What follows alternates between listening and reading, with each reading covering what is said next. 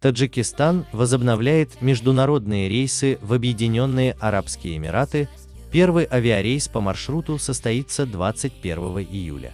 Таджикистан и Объединенные Арабские Эмираты возобновляют регулярные международные рейсы с 21 июля 2020 года, сообщает Хавар со ссылкой на Агентство гражданской авиации республики. Напомним, с 20 марта все регулярные международные рейсы из Таджикистана были временно приостановлены для предотвращения распространения коронавируса. С 21 июля 2020 года регулярные международные рейсы между Республикой Таджикистан и Объединенными Арабскими Эмиратами по маршруту Душанбе, Дубай, Душанбе будут возобновлены в соответствии с санитарно-эпидемиологическими требованиями, говорится в сообщении.